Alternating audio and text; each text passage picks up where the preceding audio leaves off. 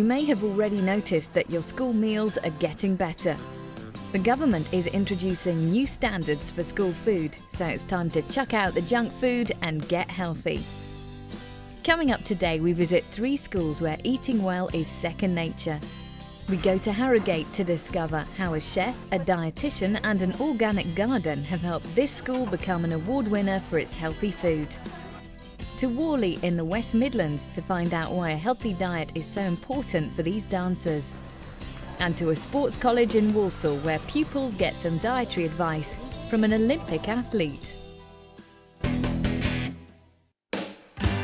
At St Aidan's High School in Harrogate, there's been a huge push to make school food healthier. They've got rid of sweets, chips and fizzy drinks and brought in a new menu with a more homemade feel. Recently they've taken lots of the bad things for you off the shelves, so you're not allowed to eat them anymore.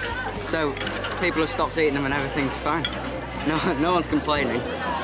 Improving school food has been a real team effort. Pupils even grow vegetables in the school's organic garden, which are then quality tested as part of regular tasting sessions at break and at lunchtimes. Staff at the school have noticed real improvements in behaviour and concentration since introducing a healthier approach. And St Aidan's was one of the first to be awarded National Healthy School status. Catering manager Trevor Whitehead is rightly proud. This is my 5th year here, and I think it's a trust thing. It's a relationship that we built up with each other. They know me and they'll try different things because they trust me. So, as far as I'm concerned, they eat real food in a real environment with proper facilities, and they respect it for that.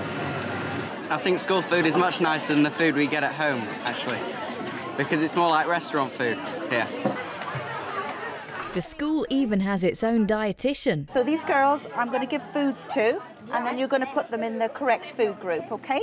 My relationship with the teenagers is very relaxed, very informal, and I sit down over meal times with the children and chat to them. Pupils of all ages are able to call on Sarah throughout the school term for advice on diet and nutrition.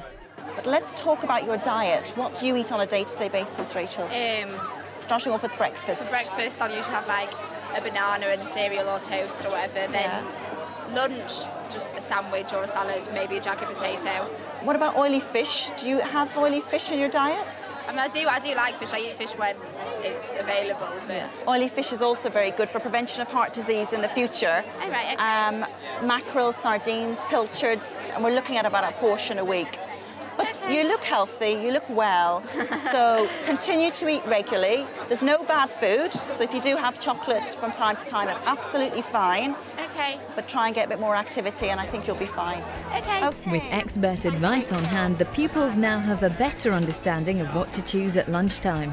Today I'm having beef, tomato and mozzarella salad. It's really good.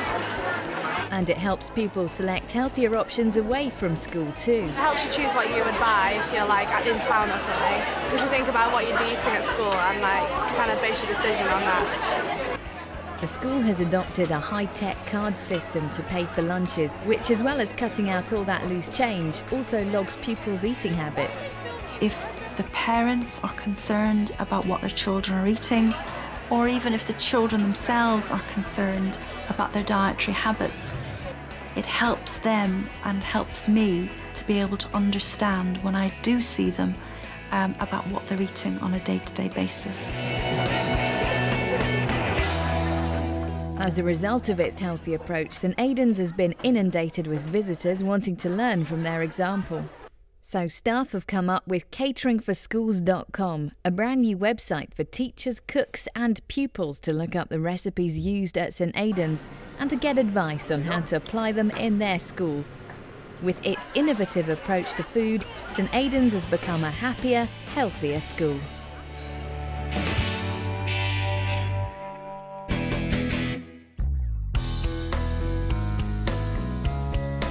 More fruit and vegetables. No confectionery.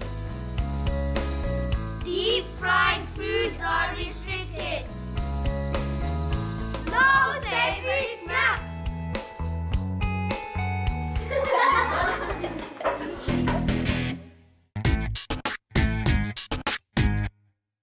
At Whalley High College of Sport in the West Midlands, these Year 11 students are preparing for their GCSE dance. And with routines like these, it's vital that they're in tip-top condition. All the girls in the class are passionate about dance. I like dancing because it gives you a bit of freedom and it's like a sense away from reality. They already know that healthy eating for fitness is vital, but today they're going to get the lowdown on just how important eating right can be. Nutritionist Kieran Riley works with professional athletes and dancers. We tend to see exercise and nutrition as two separate things, but really what I'd like really to do is bring them under one roof. It's all about energy, it's all about optimum health. And therefore we can learn about one through the other. He's come in today to give some advice to the girls. If you have too much fat or too much protein, you know, before a performance, it takes a lot longer to digest. You need to leave a certain period of time, approximately an hour to 2 hours before you perform. Sugar gives you the energy, boom, straight away, but it doesn't last long, does it? So, you topple over the edge, don't you? You don't want that to happen halfway through a performance, do you? And maintaining your energy as a dancer is not just about eating well for a particular performance. It's about a balanced diet every day. In your teenage years, your bone structure actually, in 2 years, can double in size. You have this window of opportunity, and say something like approximately a pint of milk will give you enough calcium for the day. Iron's a massive one. Yeah, you've got to get that oxygen around the body, you've got to get it round so it can burn and use the food that you're eating to create the energy that you need. So, anyone tell me a good source of iron? Red meat. That's right. So with all that good advice on board, it's time to show off some moves. It was interesting to find out what kind of foods determine how much energy you have and the quantity that you need to eat as well. I think the more healthy you eat, the more flexible you're going to be and how long you can carry on dancing for. School meals are very important. They're actually set up to provide at least 1/3 of energy per day and 1/4 of most vitamins and minerals. And we should be teaching our children how to be healthy. So a good school meal will definitely help keep your feet moving.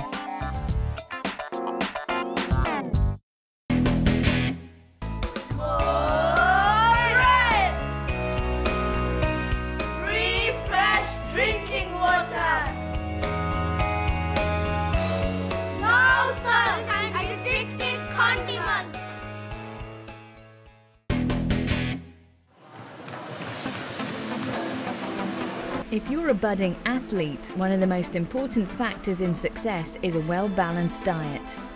At Sheffield Sports and Community College in Walsall, the link between diet and performance is well established. The school offers everything from trampolining to spinning, and with so much going on, pupils need to make sure they have plenty of energy.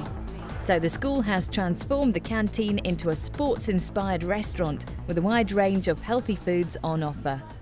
The school dinner's really healthy now that they've changed. You can have more fruit and you have to pay less for the fruit. And you can have jacket potatoes and you can have pasta. And for these sports-mad pupils, the new food is a big hit. If you eat too much fat, it'll slow you down and that.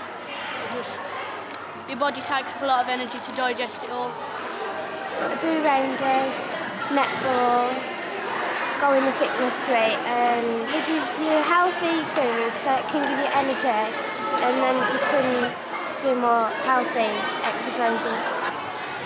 Don't eat that many sweets or chocolate because it's really bad for you and it's bad for my teeth. I like eating strawberries. And learning about diet is a top priority in the classroom too. If you have two athletes who are very similar physically and who come and perform at the same level, the person with the better nutrition could have that slight advantage. One person who knows this all too well is Olympic heptathlete Kelly Southerton. She's come down to the college today to let these Year 12 pupils know just how vital eating right has been to her success. 2006 Commonwealth Games, Melbourne, right, gold medal in the heptathlon. 2005 European Indoor Championships, right, silver medal. 2004 Olympics in Athens, heptathlon bronze medal.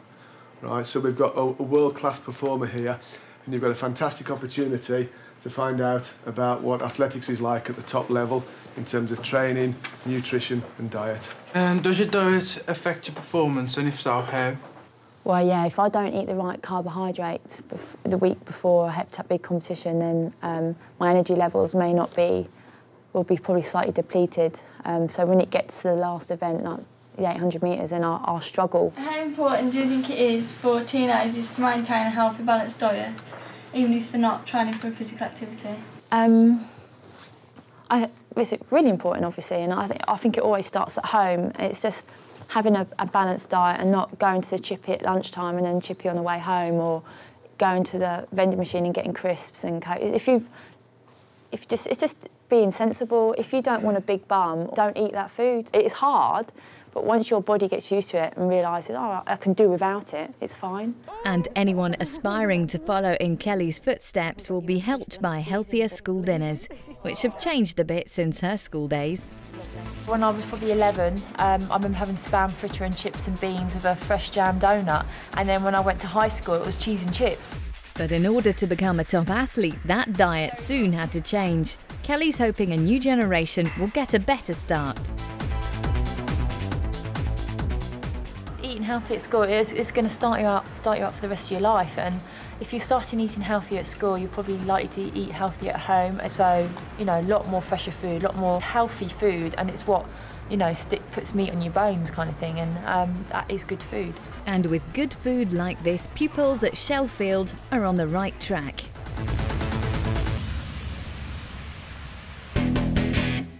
More oily fish. Healthier drink. Manufactured meat products are restricted.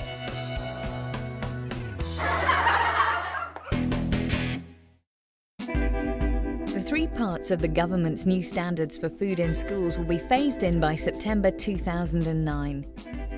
Interim food-based standards for school lunches in all schools from September 2006.